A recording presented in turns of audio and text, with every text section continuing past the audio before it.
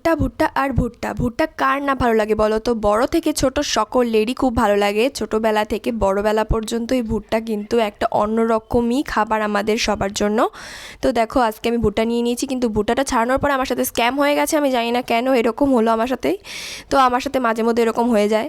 তো দেখি অর্ধেকটা ভুট্টাই দেখি নেই।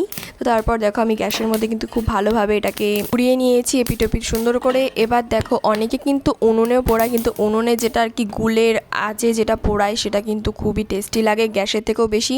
তো আমার দেখো পোড়ানো হয়ে গেছে। এবার আমি একটা লেবু নিয়ে নিয়েছি, লেবুর খণ্ডর মধ্যে আমি দিয়ে দিয়েছি এখানে নুন, আর দিয়ে দিয়েছি একটুখানি লঙ্কার গুঁড়ো একটু ঝাল ঝাল হওয়ার জন্য।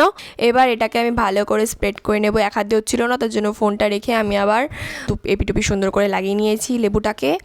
আর দেখো মুখে দেওয়ার পরে যে এক্সপ্রেশন আমার একদম দারুণ। তোমরা তাড়াতাড়ি ঝটপট বানিয়ে ফেলো এরকম। ভিডিও ভালো লাগে লাইক কমেন্ট শেয়ার সাবস্ক্রাইব করে দিও। ফেসবুক থেকে পেজটাকে ফলো করে দিও। Tata bye bye, see you.